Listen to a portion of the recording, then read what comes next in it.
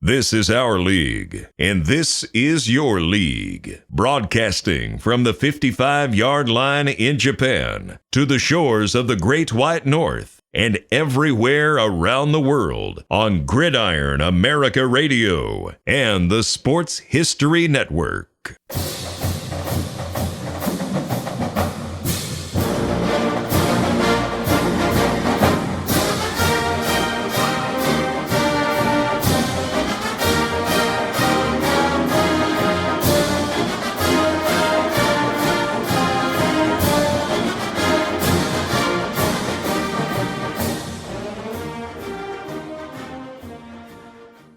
Welcome, everybody, to the soft reboot of the From the 55-Yard Line podcast with myself, Greg St. James, and my new co-host, Dave Selinsky.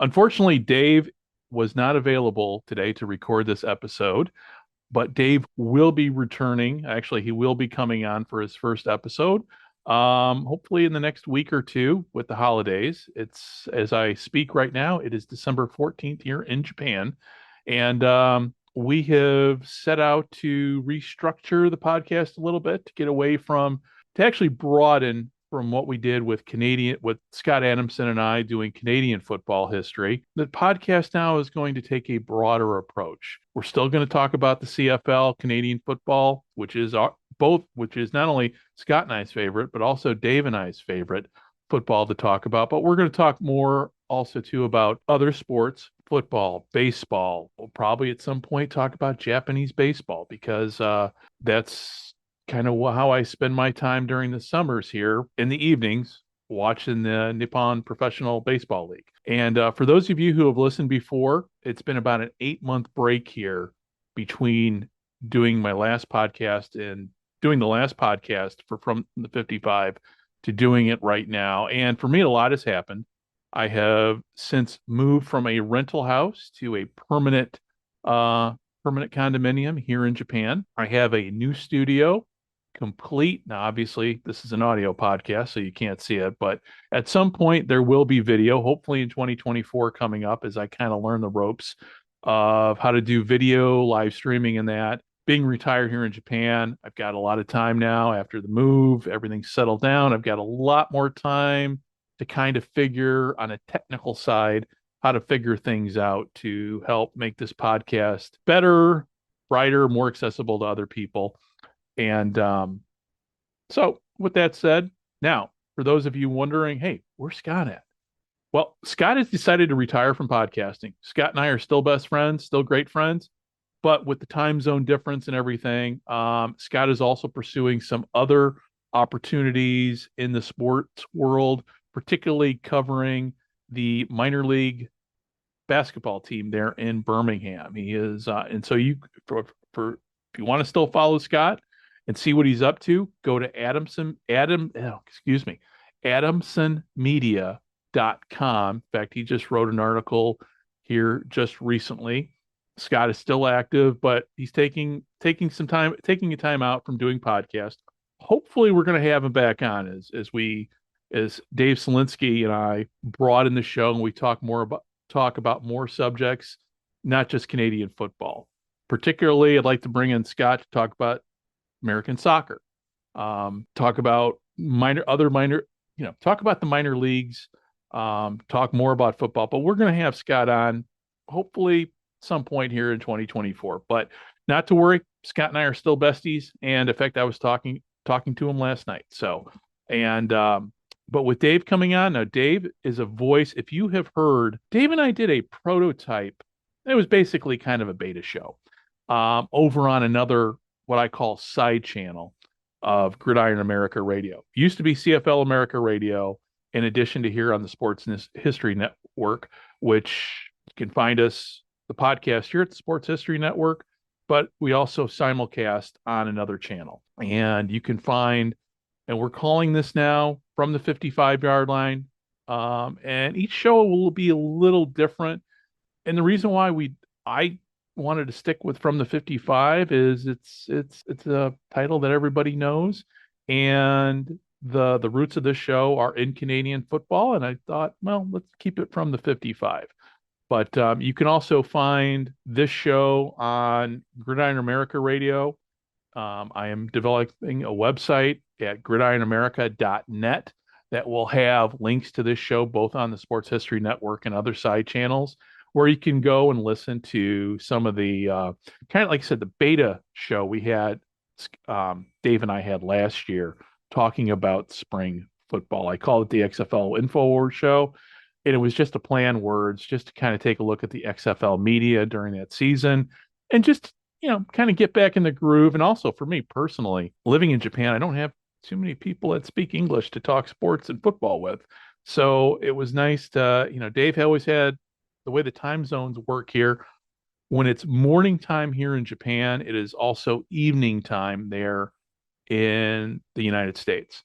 And so the time zones worked out, obviously family and work and everything. Everything has to when you're this far apart with time zones, scheduling guests and everything can get tricky. So with that said, but also too, obviously, sometimes schedules don't always, sometimes things don't, go off as smoothly as you hope. So Dave will be with me for the next episode. But in the meantime, as the title of the show suggests, we are talking about spring football in this episode. And for this episode, I brought on to talk about spring football past, present, and future two people who I consider friends. I have interviewed both for podcasts on their podcast and also for my podcast here on From the 55. We've got Tim Hanlon with Good Seats still available, and also Michael Lathrop with the Player 54 podcast. And the three of us sit down, we talk about spring football, kind of where we're at now, because for those of you who may not know, we're kind of in flux with spring football. The XFL and the USFL have agreed to merge. There's a lot of rumor going on around there as to what this entity is going to be, what teams are being dropped, what teams are going to stay. Right now, we don't know anything. But what we do know is spring football is happening in 2024, and it's going to start in March. And from there, that's pretty much all we know at this point. And in terms of leadership structure, league structure, how they're going to play, we don't know. But with all that said, Tim, Mike, myself, we sat down, we talked about the subject, and I think we had a pretty good discussion here in the hour that we talked. For those of you who have not heard either podcast, please go and visit their podcast, give them a listen, like and subscribe. Mike his podcast is one of just a select few that are, I would say, not a fan podcast, but a very high quality journalistic, objective take, or objective look, objective show that covers spring football.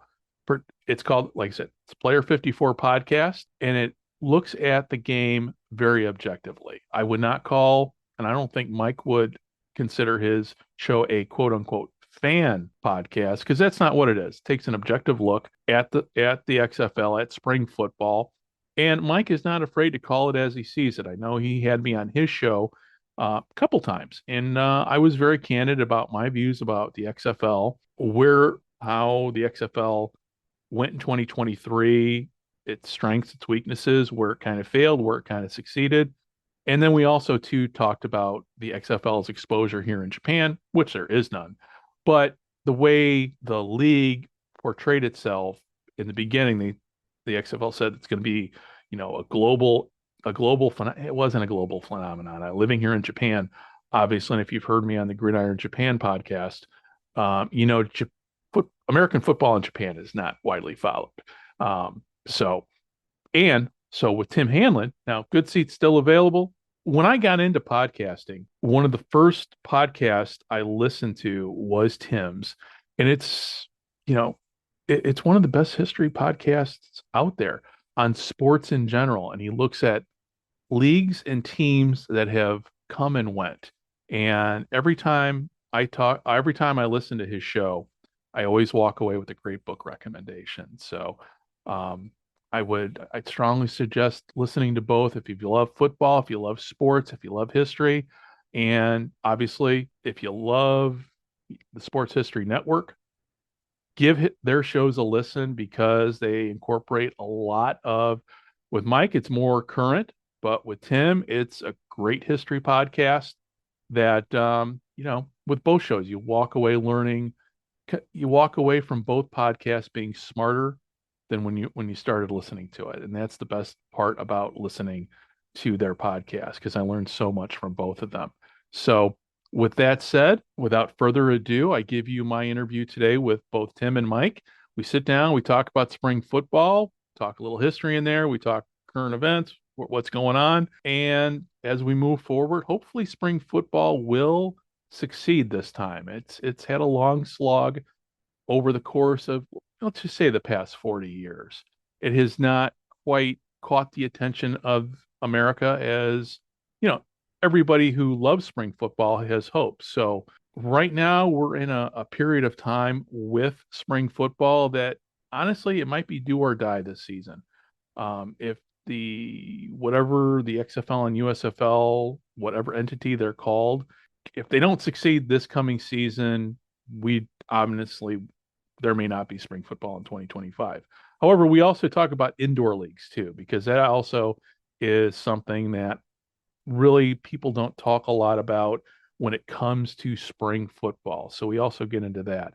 And we also talk a little soccer in there too. We throw some, with Tim being Tim being a very huge soccer fan, and he's a great historian when it comes to the early days of professional soccer in America. His perspective and insight, I think, are much really needed when we're looking at the subject of how do we make spring football work. Now, the three of us could not really come up with an answer, but we talked about it, and I thought we had a great conversation. And I hope you agree with me. And without further ado, I give you the soft reboot of From the 55-Yard Line podcast as we talk spring football with Mike Lathrop of the Player 54 podcast and Tim Hanlon of Good Seats Still Available podcast. And we will see you on the flip side in the next episode of From the 55-Yard Line after, hopefully in the next week or two here after the Christmas holiday. So again, thank you very much for listening. And without further ado, here is my interview with Mike and Tim. Hey, everybody. It is Greg here, and I am sitting down with Michael Lathrop from the Player 54 podcast and Tim Hanlon from Good Seats Still Available podcast. And we are here to talk spring football, particularly the present, the past, and the future of spring ball. So before we start, so anybody who is just kind of tuning in for the first time, and if you're not a spring football fan, we've got the last several years, we've seen spring football come back in several forms, and now it is, how do I want to say, we are marching forward into 2024 with a lot of uncertainty, but also too, for I think a lot of spring football fans, a lot of hope. So, Mike, let's start off. Where are we at with everything with spring football, be it USFL, XFL, and even with the indoor leagues? Well, I guess you'd say what 2019 was probably this new age, you know, as the AAF and XFL, was all reported of coming back. But no matter what, it's still been, you know, kind of a mess. Just even 19, 2020, 2021, as we were setting up for the USFL, XFL, you see all these leagues and indoor leagues just keep popping up. You think it's this new day and age, but I don't think it's any more certain than it probably has ever been. So it's crazy that more leagues are popping up, whether it's in the indoor arena space or this alternative spring football landscape. But it's weird because the USFL gets back-to-back seasons in. Yeah, they're using a hub format, whatever, but trying to get through this pandemic or post-pandemic, however you want to view this world that we're in, and trying to have a viable and long-term longevity. And the XFL kind of comes back thinking they got to figure it out with their semi-hub, but still trying to play in markets. And we're being told that everything's great. There's going to be a season 3 for the USFL. There's going to be a season 2, and then boom, the bombshell, right? Here we got this intent to merge in September. And then it was pretty quiet for a while. It got all of the insiders, all the people that have some sort of information, whether they have partnerships. Everyone was sharing these different how many teams, what teams are going to survive. Well, we found out back on November 30th that, okay, the federal regulatory review process is approved, but we don't know anything more. So we have a combined league that's going to kick off really on March 30th. So we know it's not going to kick off on the XFL's February timeline, and we know it's not kick off on the USFL's April timeline they play. So we got something a little bit. Well, other than that, we don't know how many teams. We don't know what markets. We don't even know the name of the league. But we know that there's one league going to kick off on March 30th, and I guess that's it. That's really where we're at. And we know we do know kind of the leadership structure right now as to who, because that was always, to me, when this all came about, the first question is who came to who first. And there was also the debate again on social media when you get down to it, the people, and I'm going to use air quotes here, in the know as to, because I heard contradictory information from guys like Mike Mitchell, James Larson, my buddies over at the USFL podcast. Nothing, I mean, some things fit, some things didn't, but we really didn't get a sense of anything as to kind of how this came about, why it came about. I mean, we could all guess as to why it came about. And Tim, as you well know, with these, with these leagues, money is always the factor in this, correct? Yeah, look, I mean, I don't think and konnichiwa, by the way. Thanks. I didn't saying that for our listeners listening. I'm in Chicago and Japan is in the house. Let's put it that way. Yeah, I'm sitting here drinking my coffee too. It's nice. It's a nice morning. It's 9 a.m. It's right. It's quarter after 9 in the morning, and it's evening over there and where you guys are at in Florida and Illinois. Look, I don't think anybody was surprised, perhaps maybe the speed that these two leagues would come together, would merge. I think I can go back to when the XFL was coming back for the third time and the USFL thing launched almost surprisingly the year before. It just seemed inevitable, right? There's just no way that spring football across 16 markets, maybe a couple overlaps, and there's just not enough of it out there, and so I'm not surprised at all this. I think also one shouldn't look too curiously at why more specifics haven't been announced yet. To me, that feels like they're really trying to figure out the playing locations and the and how to domicile the teams and that kind of stuff. And look, at the end of the day, if by early January they can't figure all that stuff out, they'll push the reset clock probably to the next season, right? I'm not worried about that. I think really what all this is sort of kind of circling around though is that spring football is still viable. To go from 0 to 2 leagues, there's history, there's precedent for that in the realm of professional soccer back in the late 60s. Listeners to our show might know that. After 1966, the World Cup and the United States actually had a live viewing of the 1966 World Cup. 1967, there were actually 3 sets of sports entrepreneurs that actually whittled down to 2 who launched leagues simultaneously and just to disastrous results. And the soccer didn't recover until the mid 1970s at the latest for that. So look, I think everybody's trying to proceed with caution, and I think it's a smart idea to not leak out stuff too quickly.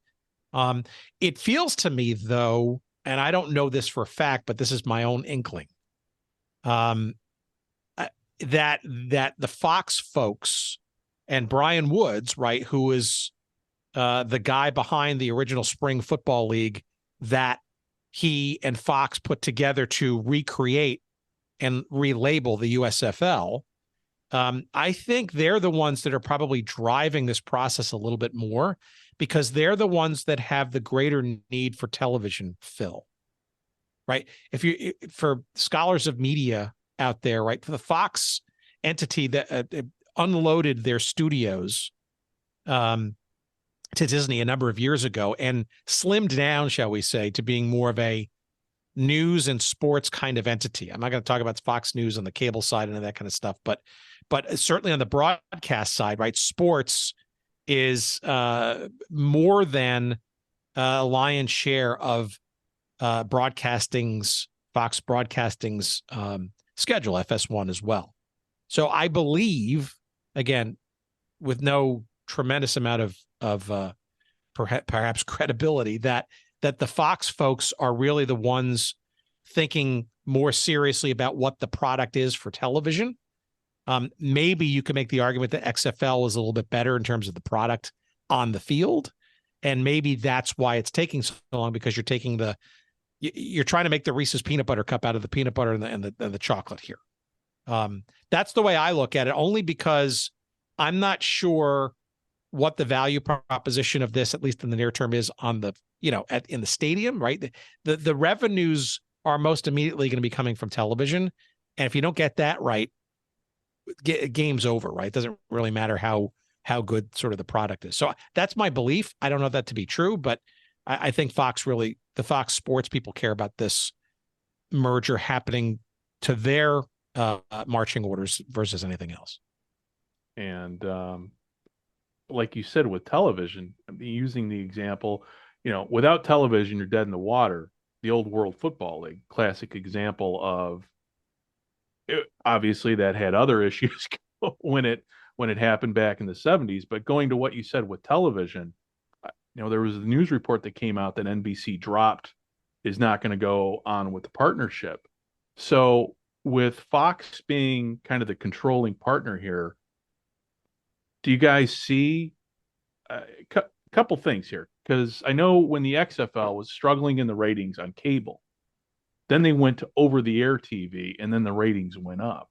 So do you guys have, in terms of like the media landscape right now in the States, obviously I'm over in Japan, so I'm kind of out of the loop.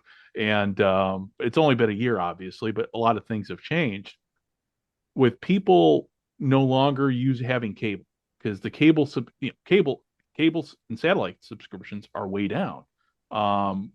Looking back on it, if my wife and I were still living back in the States, I probably would still have cable, only because that would have allowed her to, stay in touch with Japan through a package service that you can only get through the cable companies.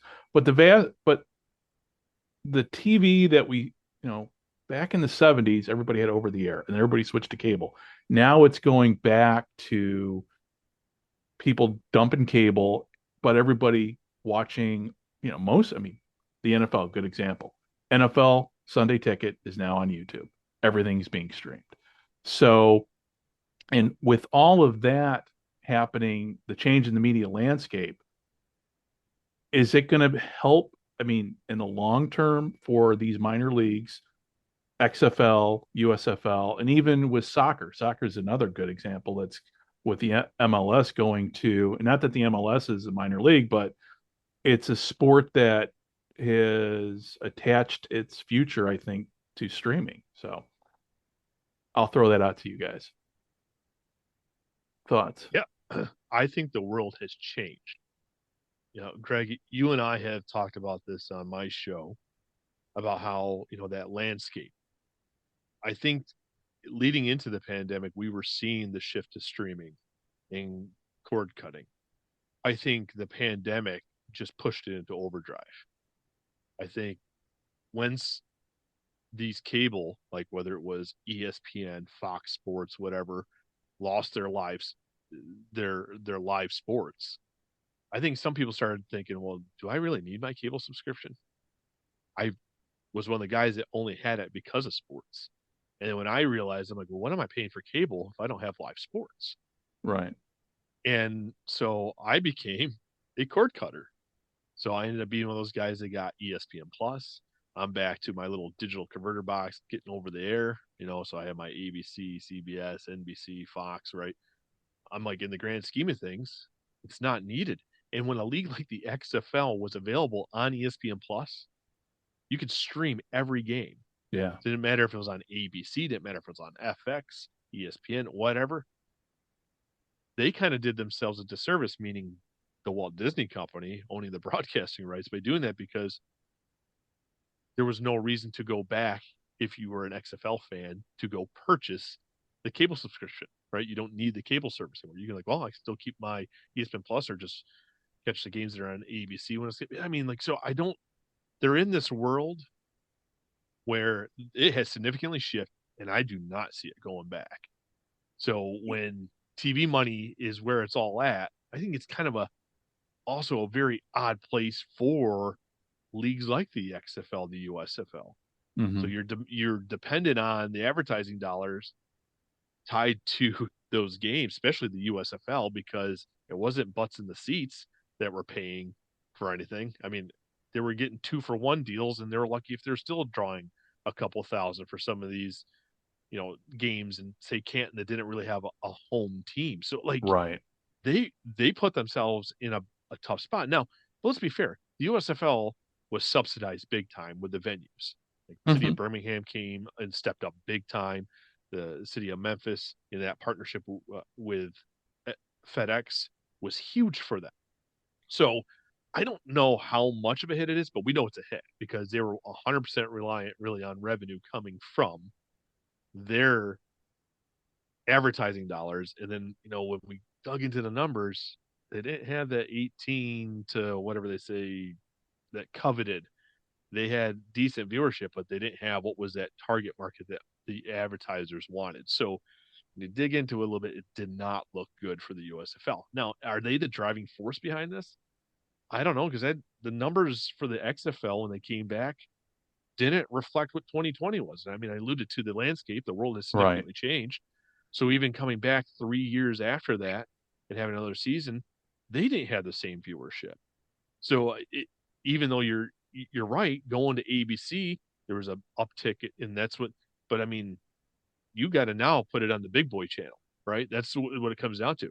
You can't be playing around with the FXs, the USAs, and FS2s and stuff. Like, there's just not enough people that have it. Even if that's the case, is that appointment television for them? Because that's the other issue. This is not the National Football League where people are tuning in. So I think it's very different. Yeah, it's significant. Maybe it was the USFL. I mean, I've had my sources, my contacts, and I heard it's Redbird Capital, and that's been reported by some other people. But it takes two people. Yeah. Neither one, I think, was happy with their viewership, and I think that National Football League partnership that Moose Johnson, he came out and I know the XFL has all been about. I think that played a big factor as they realized they weren't going to get anywhere where they wanted to with the National Football League official partnership if it's ever going to happen by competing against each other. Right. And with the NFL, I mean, that's kind of the 900-pound gorilla in the room when it comes to spring leagues. Tim, when the World League of American Football started, wasn't there a buy? Correct me if I'm wrong, but there was the World League of American Football, which was a spring league back in the early 90s. The NFL was a partner in that, correct? No, they were the owner and operator of it. Yeah, they were the owner and the operator. Okay, I couldn't remember I was in college back then, so that was going way back. But how did the World League of American Football, for those people, because that's one of those leagues that when we talk spring football, that honestly doesn't get talked about enough in terms of the lessons learned from that. Tim, if you could speak to that, I'd appreciate it.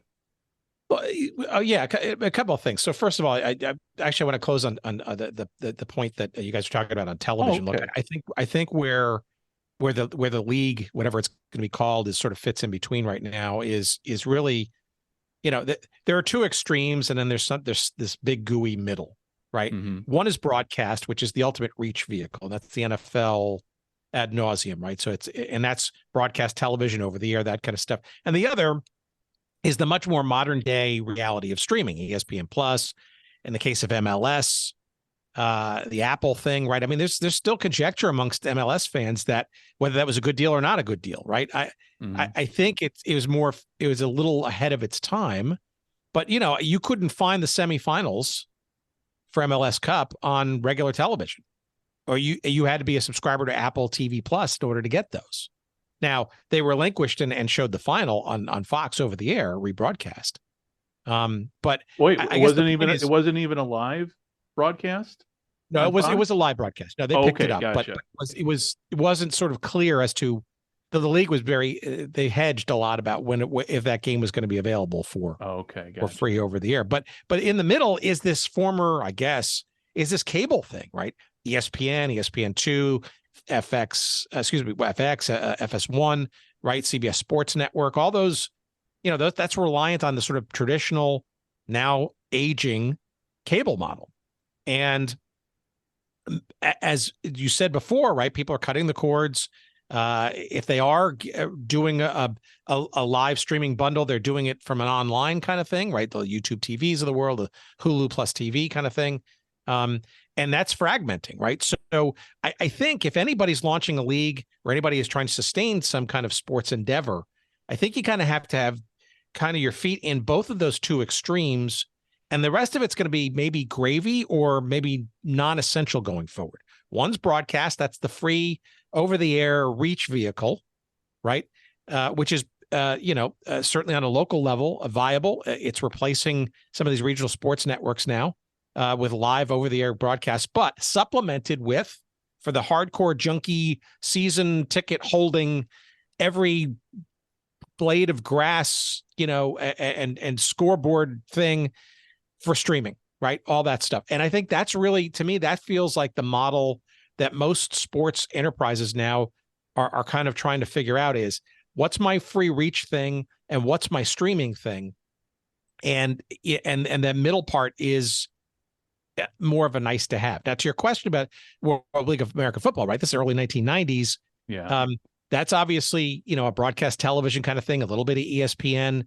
But that was an owned and operated league by the NFL to literally be a feeder league, a preparatory league, a Division II, if you will, for the NFL. But at the same time, and this is interesting, history doesn't necessarily repeat itself, but it does rhyme. The belief it's a good sir. I like that analogy. Yeah, the belief that people in foreign lands would love to see NFL American style football and maybe some actual franchises. And so the idea was, okay, well, let's give them a junior varsity version of that. And let's see if we can grow some interest in London and in Germany and in Scotland and Barcelona and all these kinds of places. And, for a little while it was kind of fun and unique. But the aficionados there, though, they kind of sussed out pretty quickly that they were not getting the main time product. And the idea obviously kind of morphed and changed and evolved a little bit, and then effectively died by the end of the decade. But number one, you got to give the NFL credit for giving it a try. Number two, it's a recognition that there was an international audience to be had in some way, shape, or form. And three, as we record this, right, today, they're talking about having a game next year for the NFL in Brazil and a few other countries. There's already a foreign schedule now of a number of games. And now the chatter is maybe there will be franchises at some point in the future. So they recognize that the only growth that's going to come for the NFL is in international markets. And without that 1990s dalliances in Europe and the Montreal Machine and other places, you have to kind of do that kind of stuff in order to get to where it's, in order, and it's not going to grow without international markets. And there's clearly an appetite for it. Right. And that's something I know I'm going to be talking hopefully soon to Jim Mullen, the president of the International Federation of American Football, who's also the head of Football Canada in terms of the global, because that's, kind of goes, football. I think part of me is when I talk spring football with people and I'm always hearing, well, there's an appetite for spring football. And sometimes, like with me, when spring came, now I watched the XFL, I watched it pretty much every weekend. But then I got to the point, at least for me, okay, it's time to move on to baseball for a little bit. And and that's something else with spring football. I mean, year-round football, when the original USFL started, it was so well, first of all, we're talking I mean, God, 40 years ago now, 41 years ago when that launched. Times were so different with the media landscape. Um, ABC. I mean, it was old school ABC. They had the product. Hell, they even had Howard Cosell as part of that team, and they had complete buy-in. But I know for me, and I think for a lot of people, we get to a point, especially in the spring, that it's like, okay, it's nice weather outside. I want to go see a baseball game, or there's just so much more going on sports wise in spring that it does. Spring football is not able to capture the attention like it once did with the USFL, the original USFL. It's got to differentiate, right? I mean, it has to be Yeah. different. Maybe the rules, I think, is really a good place to start. I think, frankly, can you manufacture some more excitement? Maybe some stakes at play. I mean, look what the NBA has done with their in-season tournament. They changed the colors of the of the courts, and so mix it up a little bit so that you're not getting a watered down NFL. You're getting experimental or talented players that that it's worth watching. Look, I will say this one thing, and then I'll shut up for at least a minute or two. I do think that this is probably the last best chance to reset for spring football on a professional level, because even in the last couple of years with these reincarnations of these two leagues, right? Both of them have baggage, right? The XFL, obviously, this is its third go around, if you will. And, there's plenty of sports fans that just still think that Vince McMahon is somehow involved. Right. And all the craziness that 2001 season sort of unleashed on America. Right. And then the USFL thing. Right. I mean, 2 years ago when it was announced, I mean, I didn't believe it. Right. I mean, not like I couldn't believe like, how cool is this? Not like I couldn't believe it like it was like legit. Right. And for a couple of weeks, it was like, okay, how are they getting the licenses for this? Where are they getting the trademarks? And isn't this just a naked grab of logos to kind of throw onto something? In this case, the quote unquote spring football league. Mm-hmm. Right. So feel pretty hasty, but those you said it before, almost 40 years ago, right? The showboats of Memphis and the Birmingham Stallions, and there's not even a legacy for that stuff. If you're going to bring something back, at least have something that's, I don't know, I don't know if it's tarnished. I don't know if, I mean, it was. Some people look at it sort of glowingly, but I'm not so sure that the Pittsburgh Maulers were something that people wanted to see come back, right? So I guess my point is, this is the time to, if you're going to put all the resources together and in the new television / streaming landscape, and get rid of the two old baggage filled names, right? Completely reconstitute it. This is the last best chance. And if it don't work from here on out, then it's never going to work. Right. But this is the chance. And I don't think, frankly, we've had any real clear lane since 2001. Really to do this, and we'll see if it flies. I hope so. Yeah. And then go ahead, Mike. I'm sorry. I do agree that there's baggage. There's no doubt.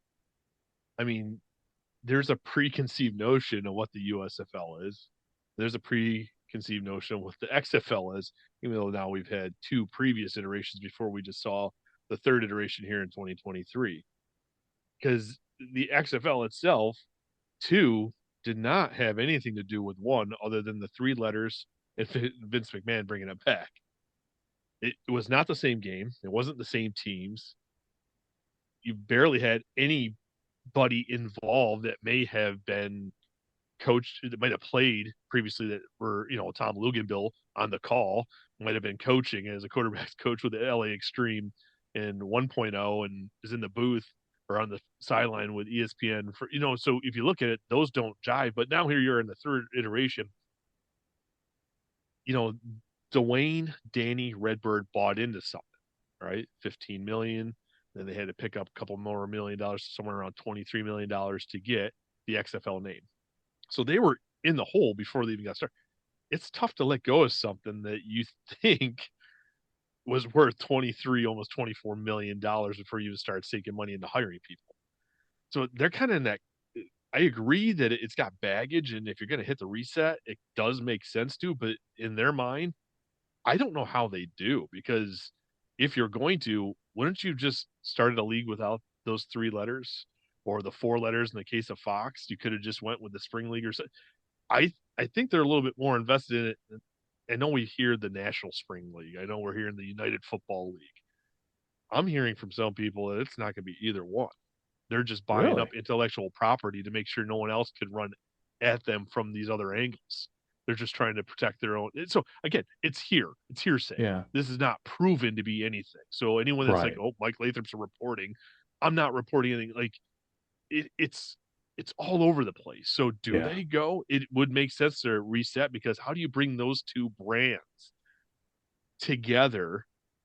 I mean, are they going to reset teams? Because either way, you're still going to have affiliated with the Birmingham Stallions, with the USFL, right? I mean, it's always going to have that affiliation. Now the St. Louis Battlehawks with the latest 2 iterations of the XFL.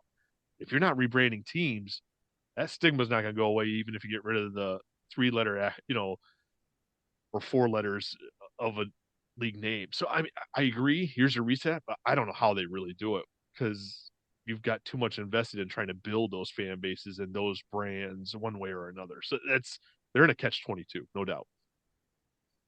And from a marketing, I think, is obviously the key. And my biggest complaint with the XFL, and I think you and I have had this conversation, was with the XFL, because that's what I kind of focused on. With the 3rd iteration, it didn't seem like it was marketed as well as the 2nd version. And obviously the USFL had marketing going on, but it was on TV, it was on during the NFL games. But how much does marketing play into this? Because one of the biggest complaints I saw, at least with the XFL, was, good example. So for those, we're not obviously doing a video cast here, but Mike's got a background behind him of all his XFL jerseys. Just getting stuff out to the fans who are the hardcore fans.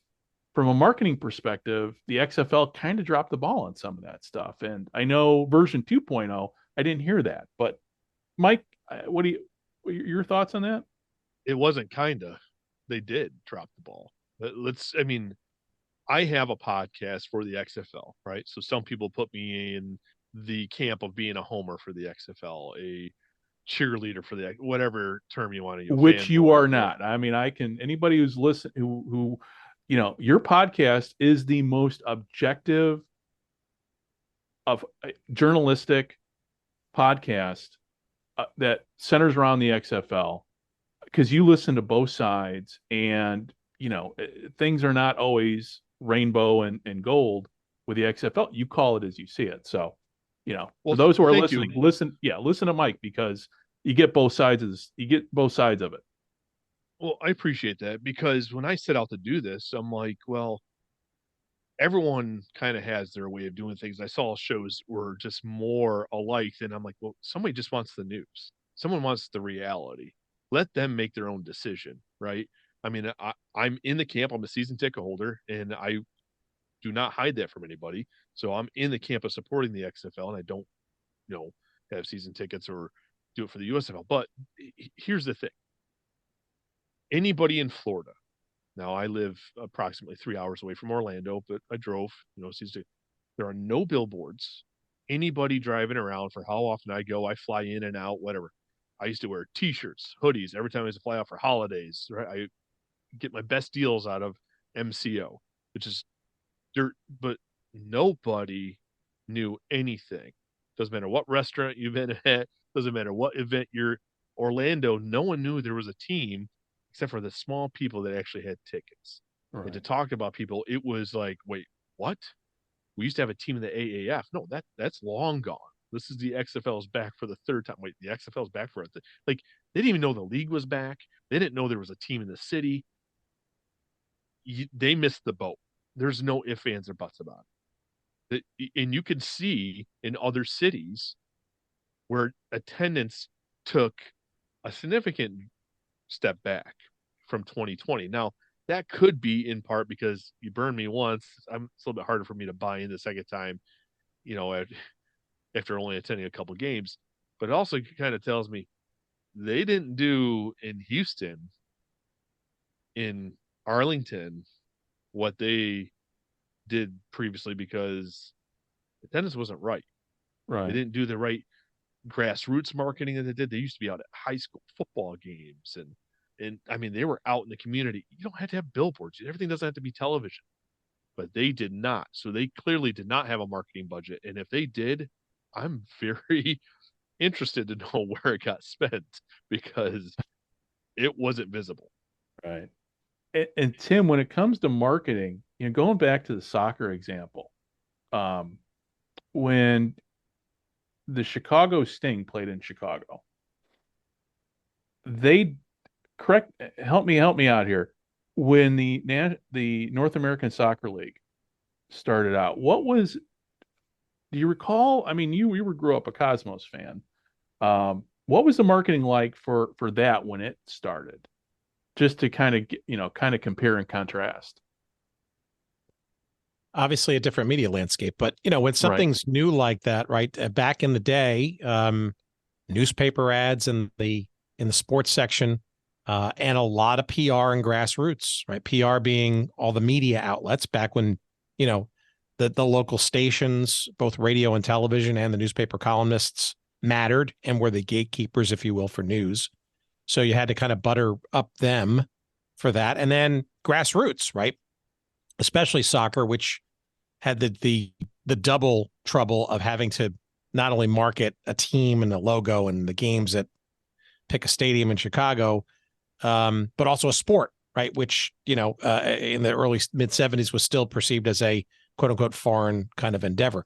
I think in this case, I kind of go back to, you have to understand sort of where I think some of this is timing. And I think some of this is also where the revenues at least are most immediately found or the biggest pot of revenue, which is all subject for debate even now after the where we sort of find ourselves now. I think, a lot of this comes from certainly for the USFL and partially the XFL, if you go way back to its roots, came from the bowels of television thinking, right? And the product is television, and the in-game or at-game experience or the attendance, not necessarily, is frankly second, right? Because it's certainly a lesser and more variable part of the economic scheme. Television, at least, is the bigger sort of driving force and the bigger dollars at stake. But it's ironic because even 2-3 years into this new version of spring football, and in these two leagues becoming one, that proposition actually may be very much in question, right? Given what we just talked about, streaming and all that kind of stuff. Like, I've seen some articles lately in the sports media trades and the sports business trades about how some of the some leagues, and there's a whole wellspring of leagues now, a lot of private equity money launching stuff, and Premier Lacrosse League now going to do cities instead of touring and all that kind of stuff, and we're gonna have 3 volleyball leagues next year, and on and on and on. Wow. We may be in a bubble, okay? So there, I said it. But the belief that television rights will solve all problems is actually in question now, right? That's where the streaming thing comes into play more so. I just think that, what I'm hearing now are like a professional fight league and a few other sort of martial arts and or boxing things are basically saying, you know what, we're going to just do these things in a studio and we'll have some select guests in the crowd. We're not going to put ourselves up to the variability of an audience present there or not. And I think, frankly, you're going to see more of that, especially in the smaller, more aspirant leagues, where I think frankly it makes for a worse television product because there's no fans there, but it becomes more of a studio play than it becomes a stadium play.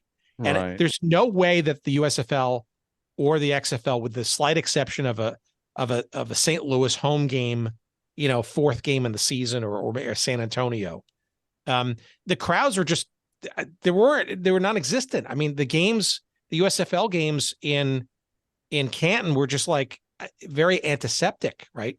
And Fox even tried to pipe in crowd noise to make it even seem like. So, look, I think the reality is that the product is more broadly monetizable through television and or streaming, period, first and foremost, right? The rest of it, sadly, is probably afterthought. And I'm not sure that the marketing dollars would go, as sad as it might be, to kind of propping up and trying to do that grassroots thing that, was the old way of getting a sports league up and running. Right. I don't know. Right. And, you're talking about a studio product. First thing I thought of when you said that was fan-controlled football. And I don't know, honestly, what the status of that whole entity is. But going back to what you said, but yeah, I mean, fan-controlled football, whether you liked it or hated it, at least tried something new. Whether it was ahead of its time or not, I don't know. But I know they utilized, Twitch, which I have a Twitch account.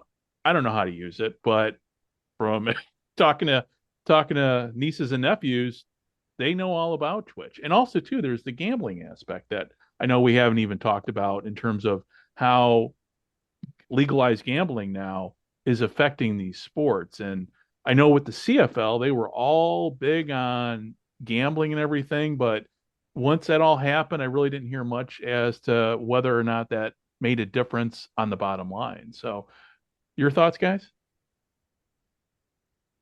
Yeah, I mean, the gambling itself, to address that, you couldn't watch an XFL broadcast without Stormy, what was her name, Butani, just going crazy about talking about the over-under and constantly giving you and I'm not trying to be funny. I don't. No, but it's true. And I'm sitting here when you're saying over and under, and I'm 50, going to be 57.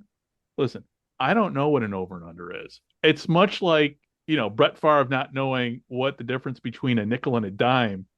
I don't know when they say over and under, I have no idea what that means. So, but it's also not. I mean, maybe to Mike's point, I don't think it's credible for an XFL or a USFL, right? Because there's no history. There's no we don't know much about these players. Sometimes they sign contracts like 2 weeks before. I mean, it's one thing that betting for properties with long histories and, substantial statistics and heritage and branding and all that kind of stuff. But just to say, hey, we're a new league. And, oh, by the way, this volleyball team's going to be playing that volleyball team. And the odds are, +5 on this one. Like, well, I don't even know what this volleyball thing is all about, Right. So it just feels like these properties in spring football felt kind of immature to be betting on, let alone watching. Yeah, I agree with you, Tim. That's kind of how I felt. I'm like, okay, it's, okay, enough about the over and under. Tell me about the players. Tell me about, and the XFL, and I think the USFL did a good job of that. But yeah, when it came to the gambling, it's like, okay, enough of that. CFL kind of did the same thing, and they kind of dialed that back a bit. Look, I will say this one thing, though. I do think that this is a tremendous place. Let's assume that this is a congealed entity going forward, and everybody's on the same page. I do think there's ample opportunity to really be at the vanguard of how viewers, fans experience these games, certainly on television and streaming. I think there's a real movement, especially among younger audiences, to want to engage more with the actual broadcasts. Twitch is an example of that. But I'm thinking like multiple camera feeds and alternate voice casts and stuff, right? Barstool Sports or otherwise. The ability to prop bet if you want to or not, because you want to lean back or so the streaming dynamic really allows for that kind of stuff, because you can have multiple feeds and they can be all kind of group watch parties, that kind of stuff, and you can cast it to your TV set. That's what the younger audiences want anyway, as TikTok takes over everybody. So if you do, I think that really is going to become more of the sports product going forward. And I would argue that this spring endeavor may actually have a few more licenses, shall we say, to kind of play with some iterations of this kind of stuff before the NFL decides to do it or not, right? Let this spring league kind of do the experimentation. And then if it really works, we'll colonize it and call it our own. I would argue fan control football is probably the most extreme version of that, but to think that that's not going to be incorporated in some way, shape, or form in the years ahead in professional endeavors like this, they're way ahead of its time. It's going to happen. Right. And then also too, that it makes me wonder as we're talking here, I'm talking about the indoor leagues, the indoor football leagues. The Arena Football League is apparently coming back. Tim, I don't know if my Chicago Rush are really going to happen, but it appears that they might. But with the Arena Football League, I mean, that was a spring football league that lasted for, God, several decades. Well, be careful. Three incarnations as the AFL. This will be the fourth, technically. Right. And, Tim, I would make an argument, too, with the Arena Football League. So when I was in Iraq, there was when we were sitting there trying to figure stuff out, and some of us would say, I don't know what's going on. We've been here 4 years. And I had a colonel correct me. He goes, no, we've been here 1 year for 1 year each for 4 years. And with the Arena Football League, because there was so much turnover, every year it seemed like a different league. And I think, Tim, correct me if I'm wrong there, but that was always the feel with me with the Arena Football League. But it's gone through so much turmoil. I mean, I thought there was a point in time where the Arena Football League, when it was on NBC, after the debacle of the first XFL and that all went away, but there was a moment in time where the Arena Football League could have been that spring league that we all talk about. So you guys all remember that well. What are your thoughts on that in terms of how the indoor leagues kind of factor into this discussion about spring football? Well, Tim, let me know if I'm wrong. I mean, I think that AFL or Arena Football League, however you want to call it, I think it essentially could have been and would have been if it wasn't for the players union. I think in the end we had players making some demands, and I think things weren't quite, books weren't leveled in a lot of cases. I think a lot of teams are popping up, whether in the one iteration they had the first league and the AFL2, and I think just so much was happening. I think the finances got a little crazy, and maybe the union at that time. Now, I'm not against unions. So I don't want to come across as a guy like, oh, the players should be protected. But I think there comes a point where the league has to be stable before you can really start to make those demands and salaries started shooting up and whatnot. So Tim, let me know if I'm wrong, but I think that's what essentially probably did the AFL in. I think that's part of it. Look, we had Jim Foster on our show in our first year or two. Jim Foster was the originator and the founder of the Arena Football League, famously writing on the back of a manila envelope while attending the 1981 Major Indoor Soccer League All-Star Game at Madison Square Garden, where he got the idea for arena football. Fascinating story, idea, the whole bit. I do remember one thing vividly, though, from that conversation among many, that he said that struck me and actually has become sort of an evolving theme as we go through all these different sports and leagues and stuff over the centuries now. And that's his biggest regret was acceding to the investors and the owners to going the franchise model versus central control. Centrally controlling the league, he felt, was probably the most important thing he could have continued to do to kind of get that league and that sport and the whole idea from spectacle to like legit and stable, right? Fast forward to today, Major League Soccer, right? 26 years and counting, 30 franchises now and counting, one of which is now $1 billion plus valuation in LAFC, apparently, is still centrally controlled. Now, the naysayers will say, well, that's just, communist football and, it's parity and it's, it's a weaker product. It'll never be the Premier League. Well, the Premier League teams are going bankrupt now, and taking all kinds of foreign money from some dubious sources and stuff. So I'm not saying one's better than the other, but in terms of, stability, I think that was probably one of the issues. Now, to the NBC thing back in the aughts, NBC threw the whole kitchen sink. I remember there was a pre-first weekend article in the New York Times, I think it was, talking about how much the producers and the directors and the talent were having so much fun in the lead up to getting these first weekend's games up on the air on NBC, because they were able to do so many fun things that they couldn't do with the NFL. Remember, they were trying to fill the void of having lost NFL games to, but the interesting thing about that deal was, I don't think people remember this, that was a time buy by the AFL. I didn't know that. The AFL essentially bought time and was responsible for selling the bulk of the advertising. It might have been a 50-50 joint venture in terms of the ad sales, but it was essentially production costs only on NBC's part. There was no rights paid for it. The league was on the hook for at least half of the ad sales process. And, it was basically what you did back then to basically get reach. NBC had really nothing else going on. And certainly it was a cheap way to fill the gap.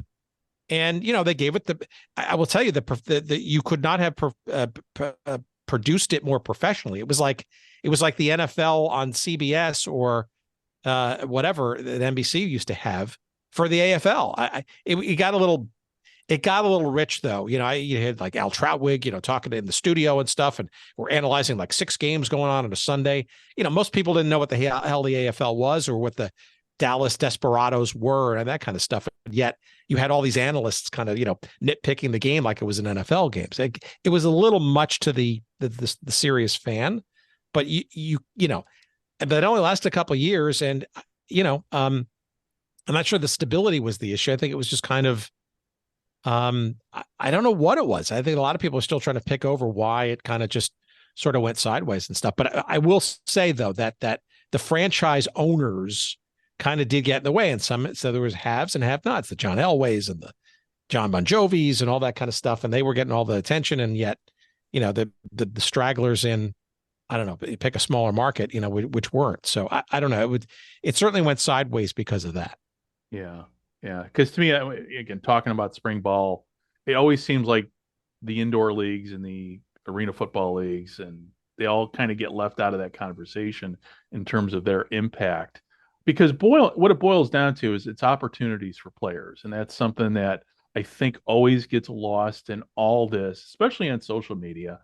When you got the echo chambers of XFL, USFL fans, but really it's about opportunities for these kids to play and for guys to, good example is McLeod Bethel Thompson, who wrapped up his career. At least I think he's wrapped up his career, but was able to go to the USFL and basically play in front of his family, play in front of people who couldn't make it to Toronto, up to Canada, all those years.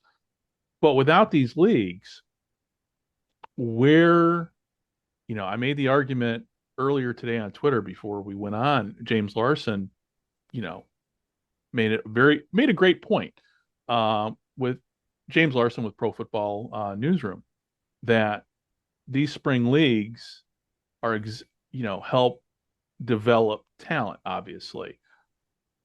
But then the question is if the counter argument I kind of made was, well, if the NFL really wanted to develop their players, they would expand the taxi squads. So I guess my question is how do the players fit all into this ultimately? Because if there is no spring league, their options are arena football, and then there's international football. And I know from my experience with, doing the Gridiron Japan podcast, I've gotten a lot of direct messages hey, how can I play in Japan? Or I'd kill it in Japan. Well, it's not so easy to play internationally. Um, First of all, most of these international teams are composed of, you know, the German Football League. It's mostly German players. The In Japan, it's mostly Japanese players. So you've got to get noted. I mean, there's just so many factors that coming into play with international football. So my question is, okay, with spring, where do the players players factor into this? Mike, you can speak to that because I mean, your podcast is Player 54. So what have the players said to you that you've talked to? I think just looking at the football ecosystem, I think there's a lot lacking in the pyramid, so to speak. I think a lot of schools are going away from 11-man ball in high school, right? So we start because it's just so expensive, Right. insurances and everything. It's not a cheap sport, no, so schools are not picking it up or they're dropping, right? So you have the reality is the participants at a middle school, high school level are lower now than it was 10 years ago. Mhm. That's just a fact. Even though the population's growing, like we got soccer and lacrosse are faster growing sports, people are heading in that way. And the day of players playing 3 sports in high school, like I was a 3-sport athlete, most are down to 1. They're focusing on 1. So if you start focusing elsewhere, your player pool is shrinking. Okay, now you get to colleges. We see schools like Hofstra drop their program and whatnot. I'm not trying to act like every year, but like let's keep it real. It's not a cheap sport, and now you get on top of it, it's the haves and have-nots. All you ever hear is Power Five, and in the Power Five, heck, Florida State's not even serious enough to get, not good enough after going undefeated in the Power Five to get into the playoff, right? So you start seeing this small group of where we're really looking more so. But we see leagues like the XFL unturning every stone, so to speak. Right. Guys from D3 are getting their shot. NAIA, D2, all of these guys more so than you see making it to the National Football League. And there's guys playing in the National Football League that have came from D3 schools, just not many of them. So the talent is everywhere. I mean, I see guys that are playing in the National Football League that were never a star recruit coming out of high school. Well, the talent's out there. It's just being missed. And we just see now in the National Football League, how many starting quarterbacks are out? How many second string or third string quarterbacks are, and how just how horrible, disgusting gameplay has been. And people are talking about it all the time. Like what's happening to the game? I think whether the NFL wants to acknowledge it or not, development of players is more important now than it ever has been. Because look at how people are transferring all over the place in transfer portal in college. Like, is anyone staying any place to develop? Is anyone willing to be the second string quarterback to fight? I mean, like a Tom Brady did, prove his way. It's one way, and like no one's staying put. Everyone's running around, so no one's developing. I think the way that they used to, and for better or worse, yeah, I think the National Football League may need the XFL, USFL, arena leagues now more than they ever need. Because I mean, looking at quarterback play and injuries, it doesn't look too great on Sunday anymore. Right. Actually, I'm gonna go one step further. I think it's probably time for the NFL to finally have its official, feeder league. I mean, what the NBA has done with the G League, is a pretty good use the word pyramid. That's straight out of the soccer parlance. It's an official. It's as it's probably as good as some of the European leagues, right? It's probably the second or third best league in the world behind the NBA. And it gives kids, especially there's the G League Ignite team, which is a component of the league structure where high school, it's a replacement for high school, or you can go from high school to it's a stepping stone where you can kind of skip college, the collegiate route.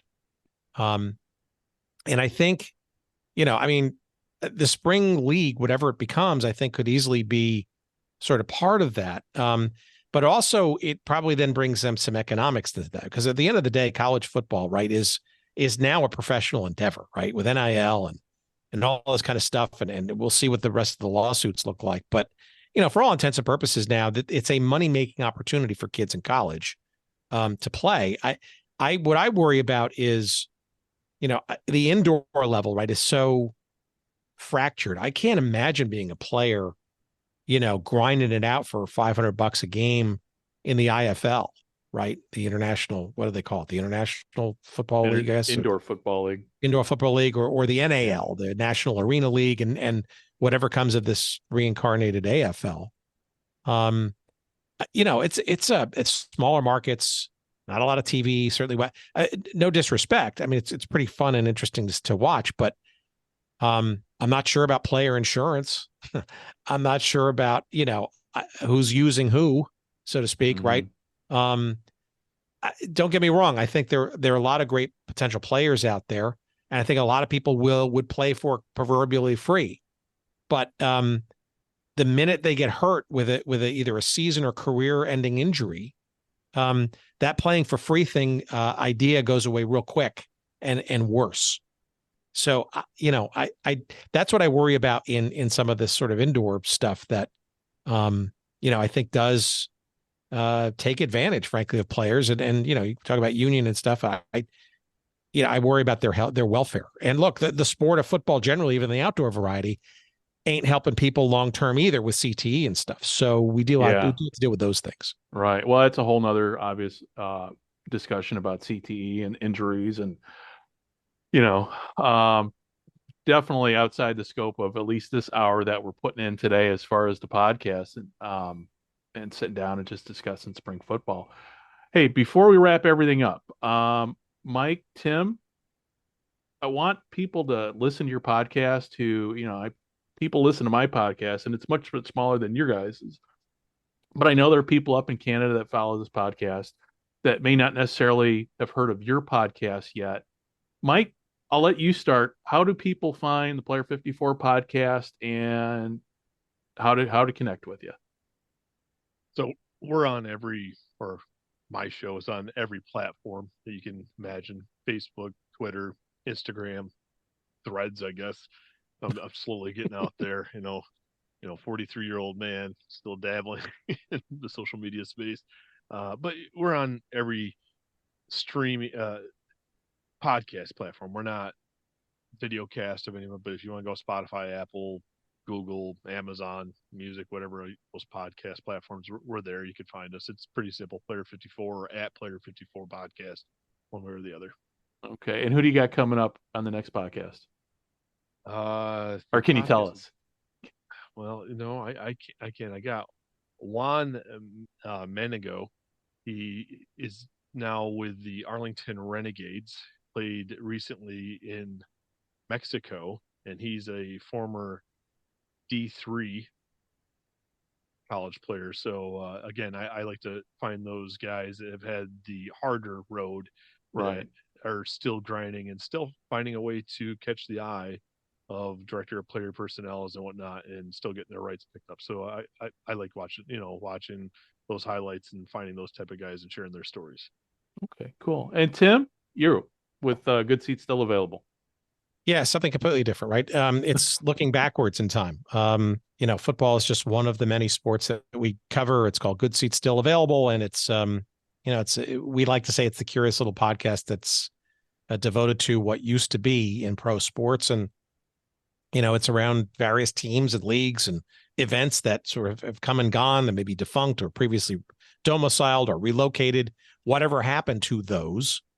And football certainly is a big chunk of what we explore. AFL, the American Football League, World League of American Football, the United Football League. We had Michael Hugh on a few years ago, that sort of ill-fated 4-team league. You remember that? The Omaha, was it Nighthawks, and the California Redwoods and all that stuff. So, but like if you remember stuff from soccer or basketball or lacrosse or you name it, or just some absolute crazier things, we come one, come all. A lot of great topics and stuff, and some of them famous once in a while. And we publish every week, so give a listen. We appreciate it. We're wherever you find good podcasts. And the great thing about your podcast is if you're a book lover and if you love sports books, Tim's website and podcast are the place to go to discover new stuff. Or in the case of old books, if it weren't for Tim, I would not have this copy of Gary Davidson's Breaking the Game Wide Open that I found for $10 on eBay. That's a steal. That's a steal because it's like $100 book on, it's just so, when it comes to, I'm a sports book nerd, and Tim, that's how I discovered a lot of things through Tim's, just being a sports history nerd,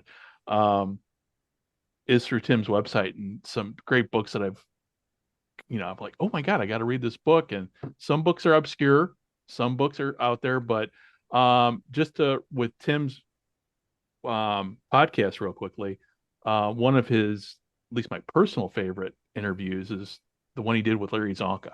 So Tim, I know I've told you that before, but that to me, that I think I've listened to it maybe 3 times because I listened to your podcast with him, then I read the book, and then I listened again. I think I listened to one other time when I was driving on a long drive here in Japan. But yeah, I mean, I was just, the 12-year-old boy in me came out listening to that going, well, I know, it's like, I know the guy who's interviewing. It's just, yeah, great interview. So I'm going all fanboyish and everything here with both you guys. But before we wrap up, everybody who has tuned in, thank you very much. You can find From the 55-Yard Line at From the 55 on Twitter. It used to be CFL America, but I changed it up and decided to make this podcast more of a general sports history, covering kind of a little bit of everything, because I'm sitting here in Japan, and it's nice to connect with folks back home to talk sports history, talk current events in sports. So you'll be hearing more of me, and also my partner Dave. Dave was not available tonight to sit in with us. And so with that said, thank you very much for listening, and hope to talk to you. Hope to be talking to you very, very soon. Bye-bye.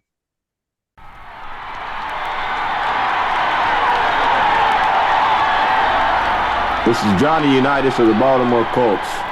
Let's go, you Colts.